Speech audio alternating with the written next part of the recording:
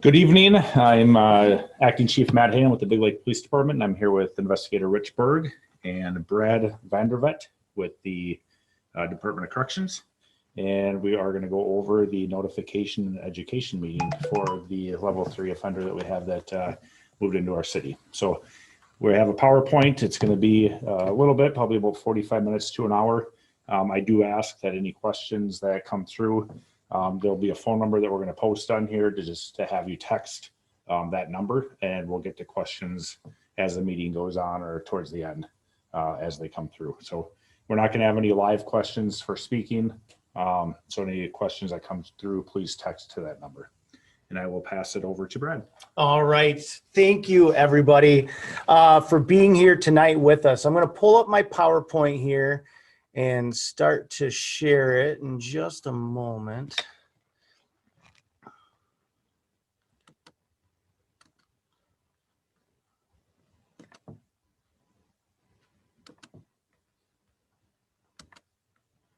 All right. Okay. All right. Well, as you heard, my name is Brad Vandervet, and I am with the Minnesota Department of Corrections in the Risk Assessment and Community Notification Unit. And one of my roles is to assist local law enforcement in providing information to communities just like yours when it comes to those individuals that are entering that are subject to broad public notification. So my presentation is really going to come in 3 distinct parts for you tonight.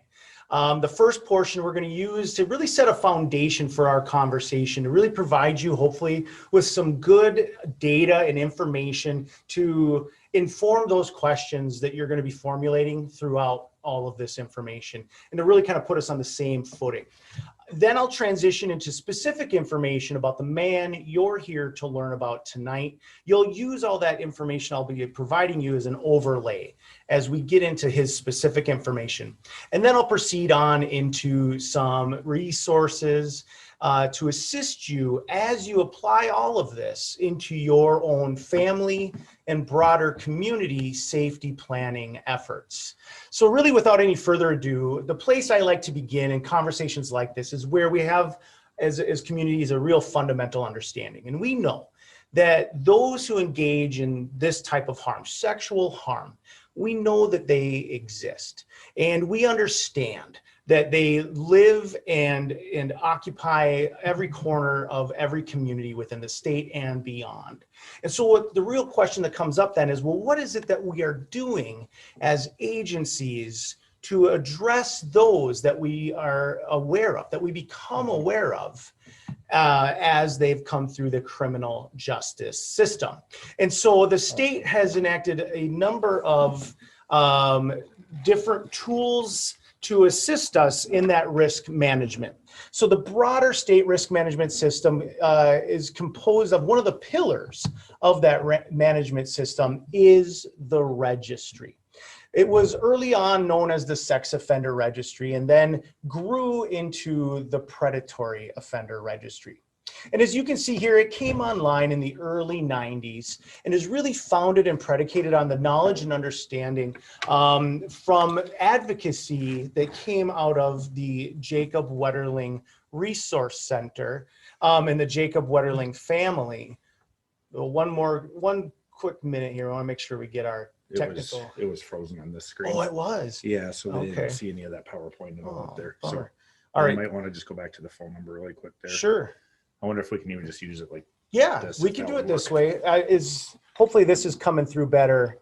So we'll just kind of progress through with the PowerPoint in its smaller format here.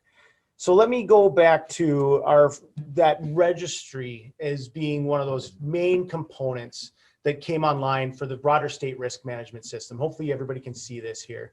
And the registry, again, it was really founded on the advocacy of the Jacob Wetterling family following Jacob's abduction, where they went around and other advocates and other groups as well asked law enforcement, what more can we be doing when it comes to assisting your agencies in providing is effective of policing with this population? And really, law enforcement said resoundingly, what we need is a system that collates our data. Because prior to the registry, all of the information collected and maintained on this unique group of people was housed or siloed within each unique or individual agency.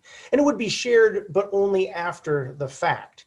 And so with the registry, what this does is it brings all that data together, puts it into one centralized location where law enforcement can actively access it when it is most advantageous.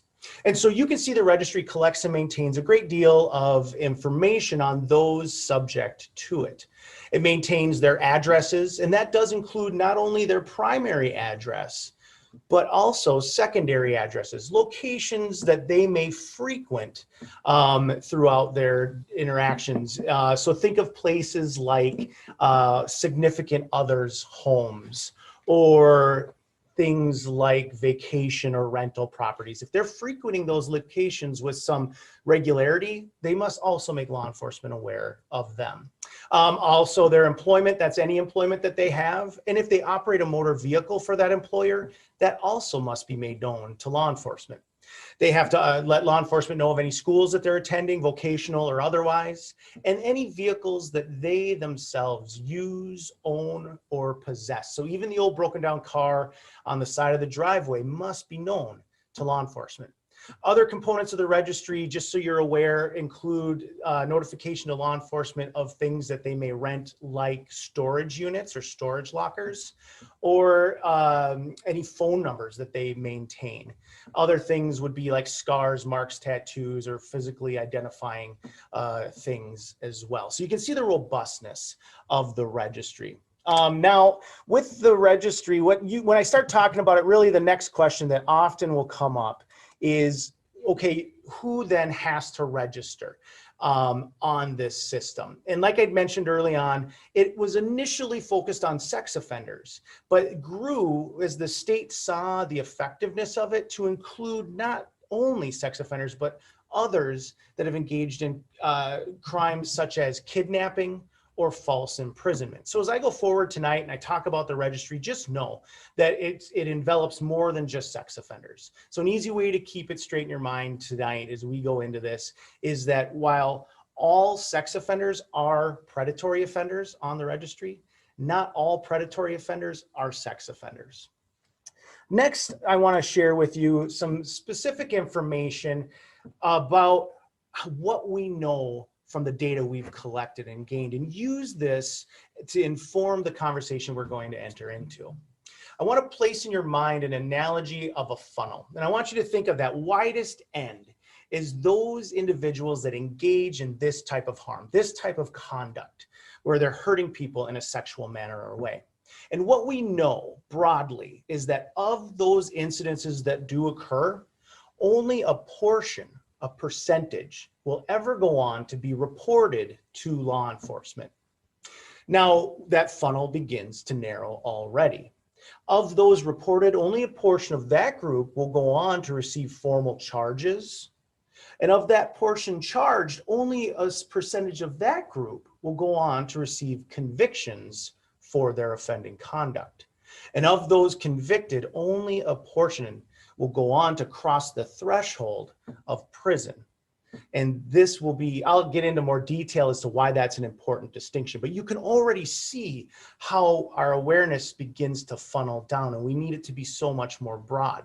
So as you can see here from this slide, as of the first of the year, there were approximately 18,727 registered individuals throughout our state. And so those are the folks that have been caught, have been charged, have been convicted, and because of their convictions are put onto the registry. So you can already see we're about halfway down that funnel. Now, that is all registrants. That is not just those assigned level 3. So that is those with no risk level assigned, or those with risk levels 1 through 3. Now, as of today, when I most recently ran these numbers, and a couple things is, for purposes of meetings like this, is I'm able to take, from my perspective, kind of a 30,000-foot flyover view of the registry and take a snapshot, if you will. And that snapshot showed me this. And you can see that as of the time I pulled these numbers, there were 172 registered individuals, that's all of them, no level assigned 1, 2, and 3, residing within Sherburne County. one of whom, that smaller number to the right, is a level 3, or someone that is subject to broad public notification. So you can already see that group that we get to talk about is so much smaller than those that are in the area. If you look at Big Lake proper, and again, this isn't, I don't get all the detail that the law enforcement officers get, but so my numbers may be slightly skewed, but 39 reporting Big Lake addresses, 39 of that 172. Again, that one, the same one, the man we're here to talk about tonight being that person subject to broad public notification. And you can look at neighboring communities, Anoka, Hennepin, Wright, and Isani counties. Again, the larger number to the left are all registered individuals within that county. The smaller number to the right are those subject to broad public notification. So if you're looking at this, you can see Isani County, for example, has 0 subject to broad public notification. However, they have 79 reporting addresses within its boundaries and borders. So again, you can see how important meetings like this are to really broaden our awareness out. Other information I want to share with you tonight about that larger state risk management system is the Notification Act. And so the registry came online in the early 90s. The Notification Act came online in 97 and is really founded out of that understanding and knowledge that a well-informed community is in fact a safer community. And we in the Department of Corrections commend and thank the folks in the Big Lake Police Department for all of their efforts to get the best information out to you as broadly as possible. And because the Notification Act is the reason we're here tonight talking and having this conversation, it's worth going into some additional information as to how that works. And you may recall back to my slide with all the numbers, I mentioned that unique group of registered individuals that cross the threshold of prison. Here's why. Because in order to be subject to notification, a registered individual must cross that threshold into prison. That can be any prison in the state or any other state in the union, to include U.S. territories. That also includes any federal prison, including military prisons. And uniquely, those individuals subject to civil commitment for sex offending behavior. And this is why we say public registrant as opposed to level 3, because those who may have been civilly committed for sex offending behavior may not have a risk level of 3, but they are still subject to broad notification. So the groups that it does not apply to then are those with juvenile offenses and those who were granted probationary sentences or stayed sentences as a result of their conviction. Essentially, the court said that you may remain in the community, maybe do some local jail time, but not cross the threshold of prison, so long as they follow a specific set of terms and conditions and expectations. That group is not assessed and assigned a risk level. So for those who do cross that threshold, the next question is often then, okay, who does what? Well, here you can see the Department of Corrections is tasked with the responsibility of assessing and assigning that risk level. And then the handoff goes to law enforcement to provide notification within the scope of that level assigned. So the way the Department of Corrections assesses and assigns risk levels is important to meetings like this. We utilize the End of Confinement Review Committee, or the ECRC, to do this process. And the risk assessment unit will compile all of the available data on the individual they're assessing well prior to their upcoming release, and collate all that, get it to the assessor where they will review it and use it to inform an interview that they'll conduct with that registrant. And then they will run all of that information through our risk assessment tool known as the MinSOST, or the Minnesota Sex Offender Screening Tool. Now, this tool is important to understand because it is literally how we inform the community on risk levels. So the MinSOST is born out of a lengthy research study that the state engaged in that started in the early 90s when these laws were coming online. And the initial part of the study concluded in the early 2000s, so well over a decade's time, where it followed over 3,166 known sex offenders into the community at their release, and it marked their successes and it marked their failures. And those failures were studied and became that normed risk assessment tool. It was vetted through the rigors of the scientific review process. And so when I speak today about a level 1 or a level 2 or a level 3, know that I am speaking specifically to that group of their peers. So a level 1 has a lower amount of known predictive risk factors as compared to that peer group. A level 2 has a moderate amount, and a level 3 has a higher amount. One last thing I want to make sure you take away from risk assessment tools is that while they are very good at assisting corrections agents and law enforcement in creating and formulating their policing and reentry planning efforts to mitigate that risk, the one thing a risk assessment tool cannot do is predict the future. Another thing to know about risk before I move on is that risk is dynamic. It is constantly fluctuating and changing. And so what that means is that an individual who is assessed and assigned a level 1 today, if they are not engaging in the kind of conduct and behavior they're expected to while they're on supervision, in the community and so on, they may find that they're being reassessed and that risk level may go up. And the same is true for a level 3 individual. A level 3 individual may find that if they can show through a lengthy period of time living quietly in their communities, following through with all of those expectations that we have for them, that their risk may go down. And so that is something I want you to take away. So now the handoff, once a level is assessed and assigned, goes then to law enforcement to provide that notification. So with a level 1 individual, law enforcement's notification will consist of informing other law enforcement agencies as the need may be.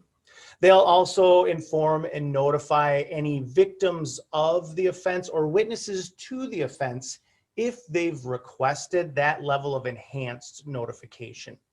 And you'll see here, they also will provide direct notification to any immediate adult household members residing with that individual.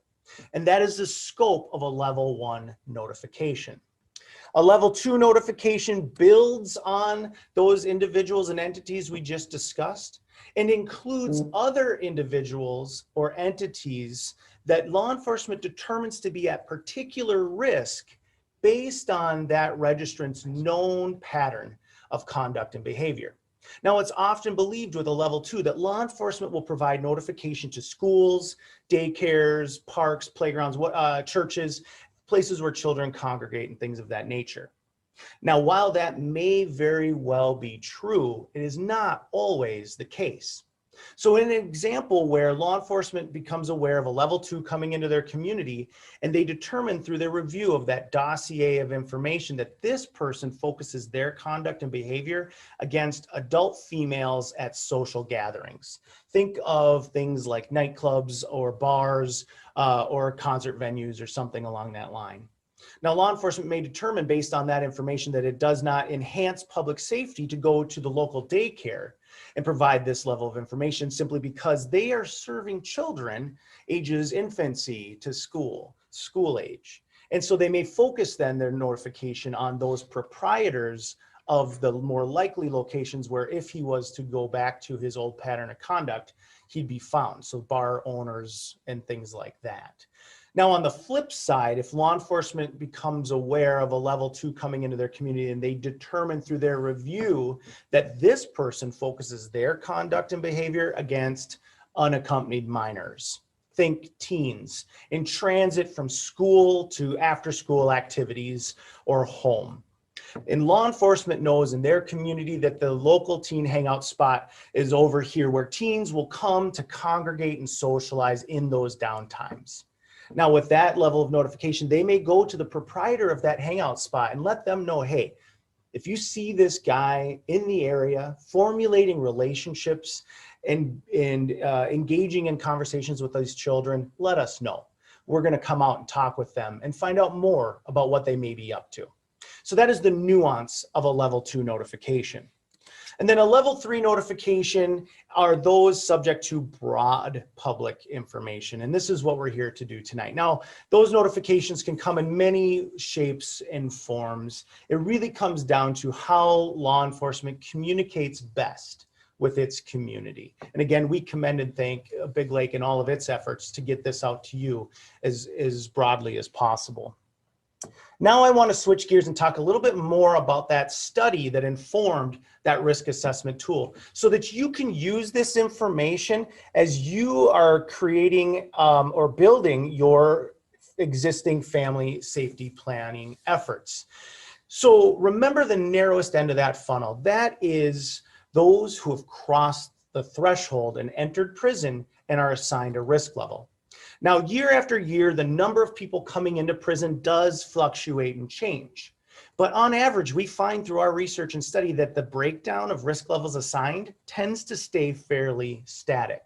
The majority, as you can see, are those of levels 1 and 2. On average, 15% fall into that level 3 category, and that is the group we get to share more broadly. And so you can see how that broad awareness is just so important. And know this, that while we can only speak broadly about the level 3s, the information we can provide and share with their information can be applied more across the board to all interactions. And so it's very useful in that way. Other information from this study that I want to share with you tonight. Actually, I'm going to really quick just flip to some numbers again from our public registrant search tool on the Department of Corrections website, often confused as the Registry. Remember, the Registry is for law enforcement purposes only, and its data is deemed private by law.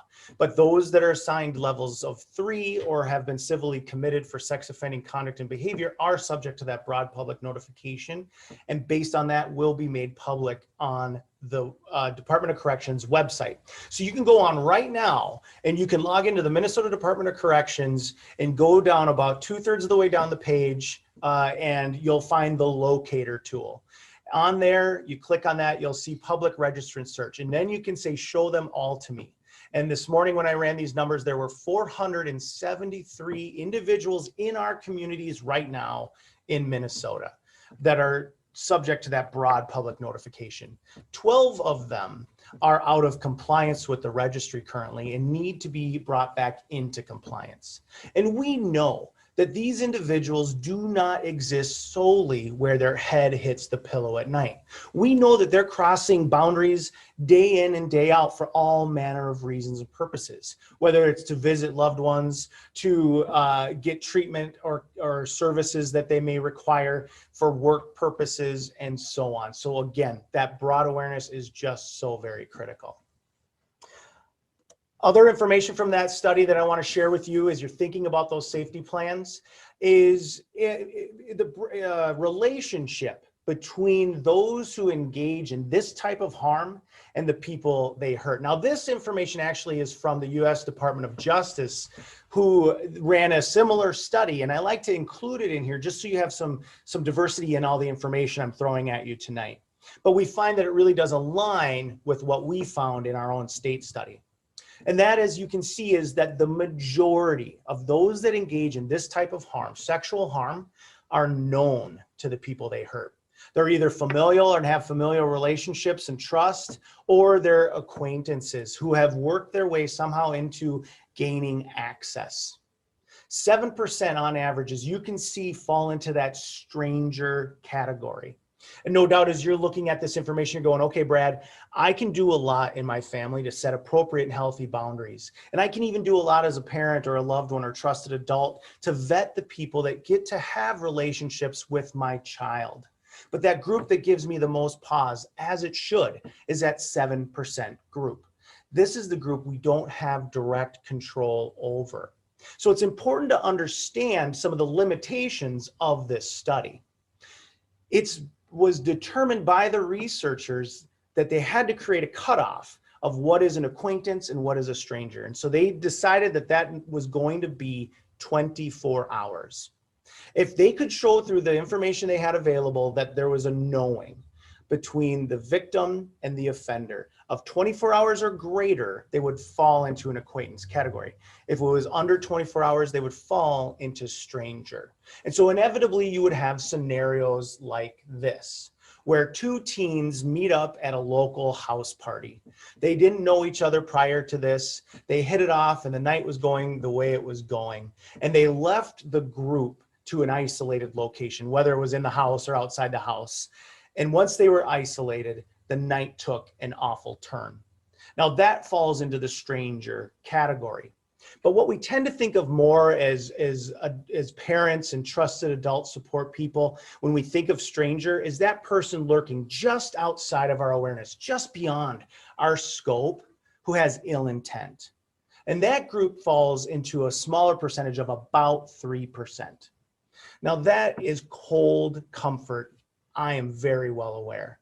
But as you're thinking tonight about how you're going to apply your resources most effectively, I don't want you pouring every bit of energy on that 3% group, because we know that it's much more likely to come from somebody who has built and exploited a relationship of trust. And so again, as you see that resounding theme of broad awareness. The last bit of data and information I want to share with you before we transition into the man's information you're here to learn about is the age breakdown of those harmed. And what you can see here is that, at least at first blush, it's broken into thirds.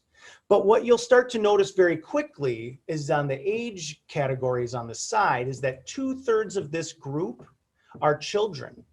And then you're going to look even more closely and you'll see that the narrowest age range up there, that 13 to 17 age range, constitutes 33% of those harmed. That's a staggering number. That's 9% of the population, and worth unpacking a little bit further. So as you're thinking about this, we know that parents and trusted loved ones and adult support people are very much in direct care and control of children in those early ages, 0 up to about 12. But what we find and what we also know is that when they get into those critical teenage years, they begin to exercise and develop their own autonomy. And they are formulating friendships outside of the watchful gaze of that trusted support network. And so the old model that we used to utilize of the talk, where we would pull our teen aside at that critical age and we would remove the veil just enough to show them that the world is not as safe as it had been made to be for them when they were younger. And what we found with that old model is we'd get one of two very distinct reactions. On one end, we'd get our teen throwing it back and saying, no, mom, dad, grandpa, grandma, you're over paranoid. You're wrong. My friends are safe. They're not going to hurt me. And on the other side, we'd have children frightened, withdrawing from the very things they love most in their lives. And neither reaction is what we seek.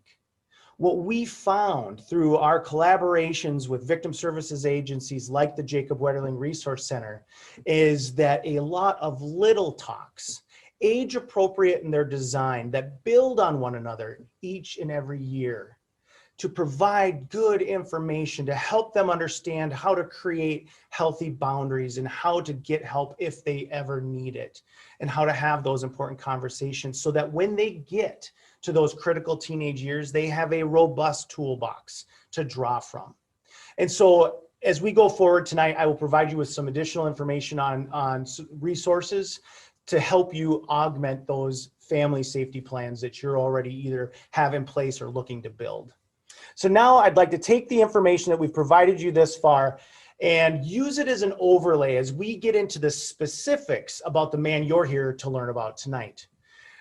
Find where things may align from what we showed with the data and where they may diverge. This is Norberto Nira. First, I want to speak to photographs. Photographs are updated on average of annually or anytime the subject significantly modifies or changes their appearance. If you were to see Mr. Nira or anyone else that's subject to this level of notification in the community and notice that they no longer look like the pictures that are provided, certainly do let local law enforcement know or a corrections agent if they're working with one, and they will attain updated photos and get them onto the registry, where I will then take them and make sure they go onto that public registrant search website so that you always have an accurate photographic depiction of them. These are Mr. Nira's vitals. He's 32 years of age, and he is residing in the vicinity of Shore Acres Drive here in Big Lake. Now, I'm going to take an opportunity here and speak to a question that often will come up in meetings like this. And that question is Brad, can you tell us where he lives? It would give us a great deal of comfort if we knew where his head hit the pillow at night. And you'll remember back to my earlier slides on the registry and how that is private data and only accessible to law enforcement for policing purposes. We are unable then to share that specific information. However, we accomplish a lot with a proximal address. Because no doubt, those of you who live in and around this community, if you're not already aware of him, will soon become aware of him. You will see him as he comes and goes, and you will share that information among yourselves, and that's just fine. But what we do not want as agencies is for that information to be more broadly put out there so that somebody from well beyond the Big Lake community comes in with some vigilante revenge scenario that does nothing to mitigate risk or reduce the potential of harm and only serves to disrupt the very thing you've all worked so hard here to create in your community.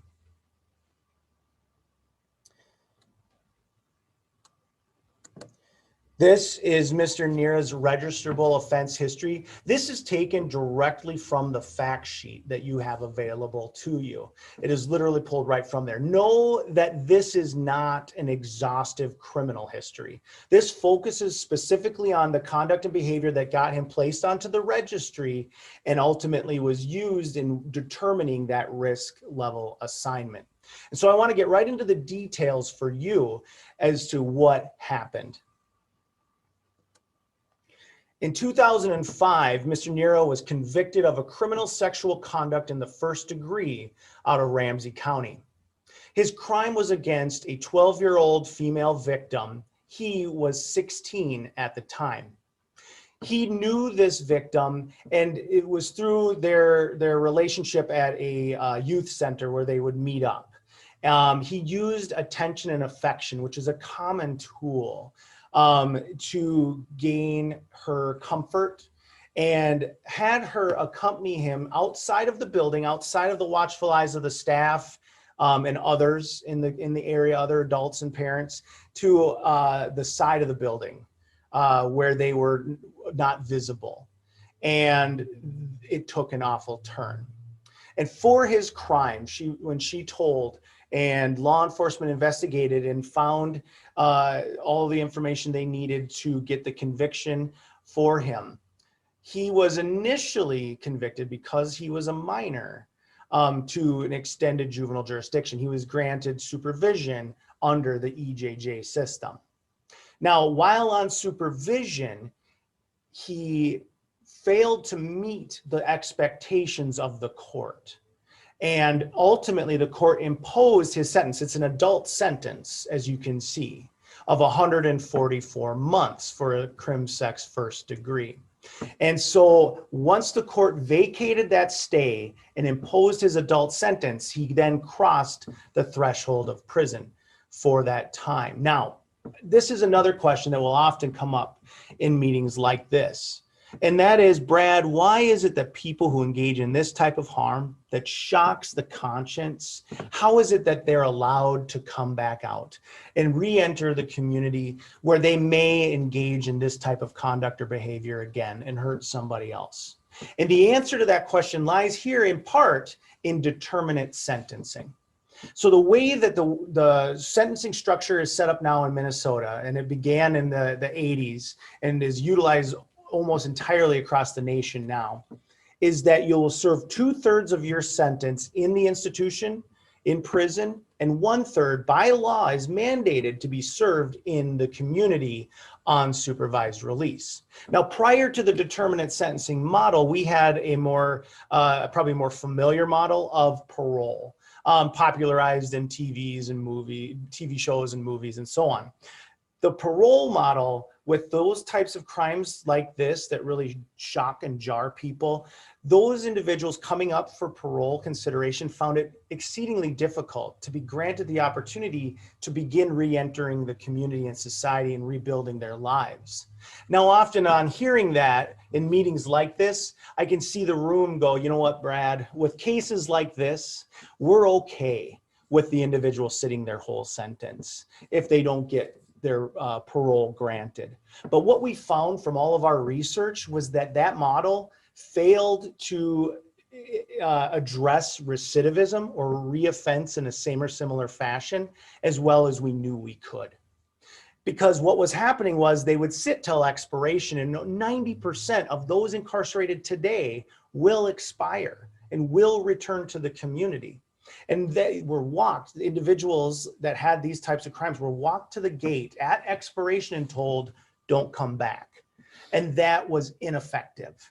So what we found is through the determinate sentencing model, we work with them while they're in the institution, getting them the therapy, treatment, counseling, and other guidance that they need to assist them in re-entering society successfully so that they can implement the skills and tools that they need to moderate their own conduct and behavior and mitigate their own risk so that when that time comes, when they are off supervision, they have the tools they need to be successful. And their success is our community's safety. And that proved to be much more successful. So this is why we utilize the determinate sentencing model.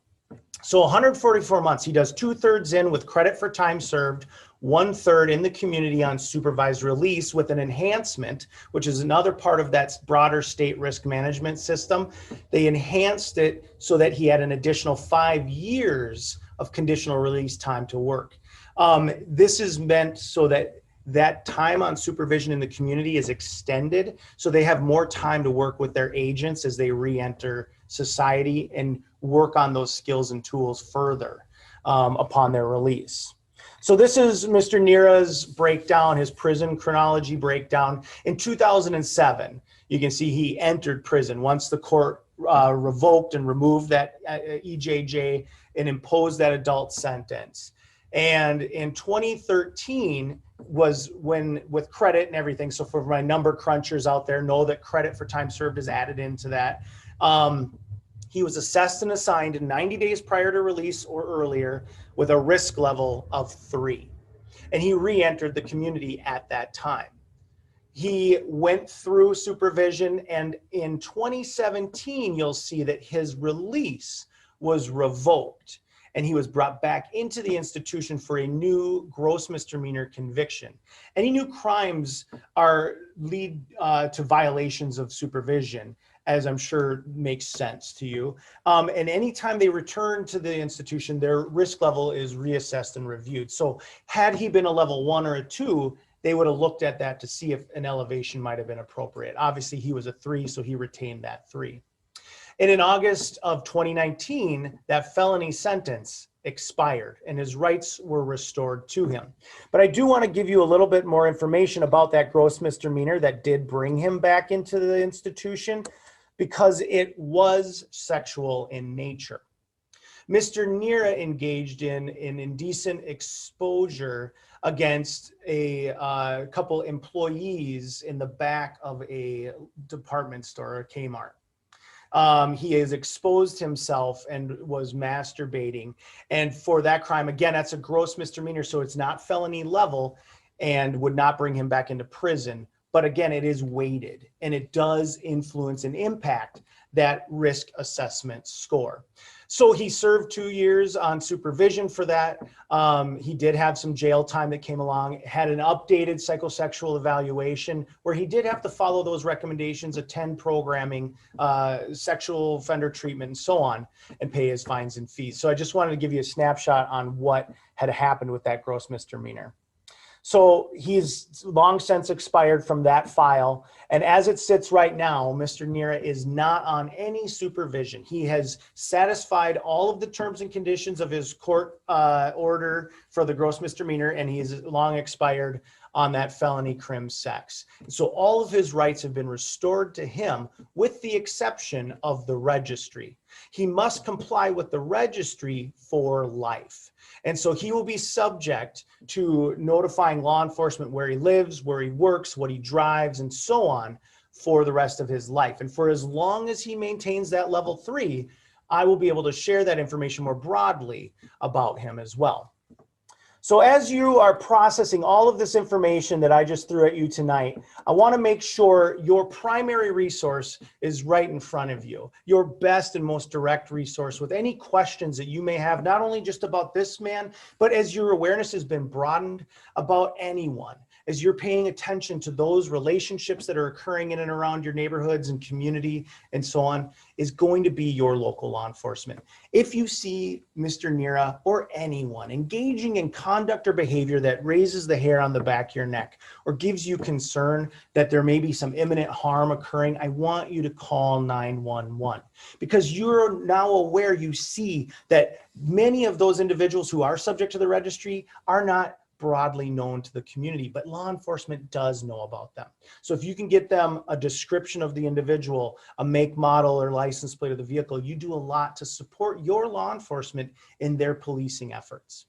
If you have just a general question about how Big Lake PD is managing this unique population of folks, or just how they're doing the work that they do, certainly contact their non-emergency number, and they'll be happy to assist you with any of your additional questions. Another resource that I want to make sure you have in front of you tonight is the Jacob Wetterling Resource Center. As you're thinking about those conversations with your children or loved ones in the age appropriate way, use these folks as really a cornerstone to learn how to have effective conversations, so as not to create fear, because we know that scared kids are not safer kids. But we also need to have those talks because we need our kids to understand that nice people are not always safe people. And so definitely check them out for additional information. Now, I also want to share with you your local victim services provider. No doubt, with what we know about this topic and this information, the odds that somebody viewing this tonight has either directly been impacted by this type of harm or has supported somebody that has been impacted are decent. And these conversations, as hard as we try, have a way of opening up those old wounds and may have triggered you and brought back all of that old stuff. And I want to make sure that you have your local victim services provider information readily available to you should you find that you are having a difficult time with not only this information, but just in general. If you're having a hard time sleeping because of this, or it's caused you to dramatically change your lifestyle in an unhealthy or unhelpful way, certainly do please reach out. If you know of or support somebody who may benefit, please make sure they have this information in front of them as well. So to close out, and I know I've thrown a ton of information out there. We try to cram as much as we can into these conversations so that you have the best information so as you go forward. But if you take nothing else away from everything I've thrown out there, please let it be this, that from what we know, and we know a lot, is that 90% of those who have engaged in this type of harm, once they have come through that full array of that risk management system, do not go on to reoffend in a same or similar fashion. 90% of those who do engage in this type of harm were known to their victims and used that relationship of trust to exploit that. Which means now, as you're thinking about the totality of this, that those that we need to be most aware of is that larger group, that 90% who are not known to the system.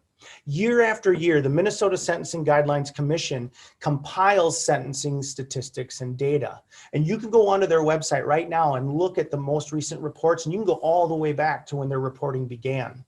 And you will see that 90% or better who have been convicted of sex crimes year after year are not or were not known to the system as sex offenders previously. So it really does come down to that relationship piece. that social proximity that those people who have ill intent get to build to exploit is so much more telling than any geographical proximity could ever be. Because we know where their head hits the pillow at night is where their risk is at its lowest. It's where they spend their waking hours, where we want our communities most alert and aware. Lastly, just a couple more snapshots of resources, because I don't want this to be the only information you receive on this important topic. Please do check out some of these other agencies and stuff and see what they've got to offer, and use it to augment those safety plans. And then lastly, for state resources, I mentioned it a little bit earlier, the Bureau of Criminal Apprehension maintains the Predatory Offender Registry, but they also have a criminal history search function where you can go on there right now and you can search. All you need is the individual's first name, last name, and date of birth, and you can see their criminal history. And this is a great tool for vetting people that you may be contemplating to have as tutors or volunteer coaching staff, or whatever the case may be. So utilize that as a tool.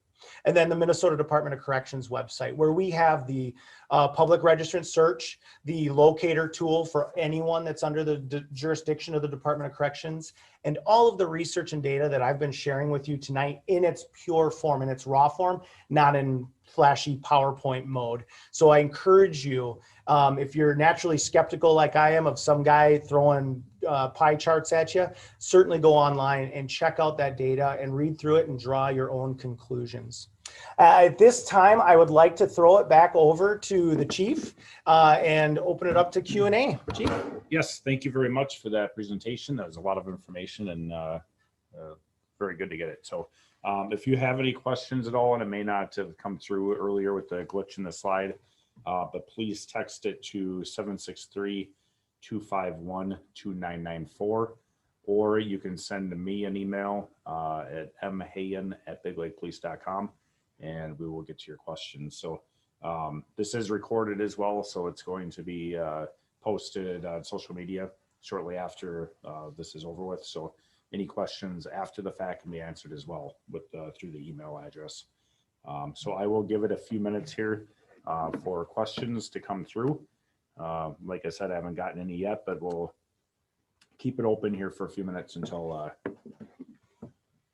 we get anything. Yeah, and I'll just say too, I know that in a recorded public forum, it may be uncomfortable to ask a question if you have one, and you're just not, you don't want it to be, out there. Certainly do reach out to any one of us after this recording's over. We're happy to answer any questions you may have. So, and I just want to put that out there too. I nailed it with the PowerPoint. Yes. Everybody's like, wow, Brad, you covered everything. There must be a question. Something. Well, we'll give it a few minutes. Maybe while we're waiting for questions, I will say one of the questions I get asked frequently is, what are we doing locally with our offenders? And our agency is very proactive. We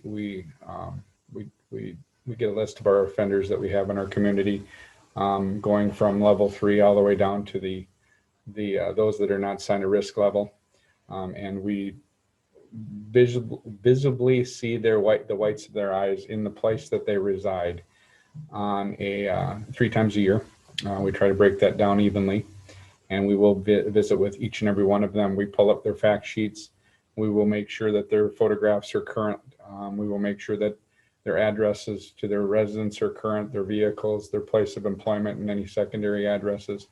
So everything that Brad had talked about earlier, we do, and we will, either myself or investigator Nick Prigge with our agency, we will visit with them on 3 times a year. So our agency is very proactive with that, and we take that very seriously. So excellent. We still haven't gotten anything come through yet. And we'll check. Brad, you did such a nice job. You did. Look at that. So. It's a nice. first. I'm going to make sure the boss here is. No, I get it too. I know it can be hard if for those of you that are viewing too. If you do have a question, certainly text it over or email it in, but feel free to reach out to us anytime as well.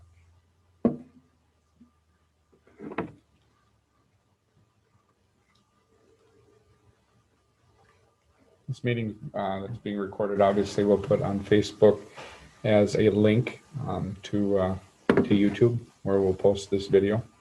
And from there, if you develop questions for either myself or with Acting Chief Matt Han, we will definitely review those and get back to you in a timely manner as well. So. All right. Well, I haven't received anything more, so I'm assuming nothing will come in the next few seconds here. So we'll go ahead and end it. And like I say, and like Rich just got done saying, just please feel free to contact us with any other questions that you may come up with. So thank you very much, Brad, for your time coming in. And thank you, Rich, for coming in as well. So let us know if you have any other questions. Thank you. Thank you.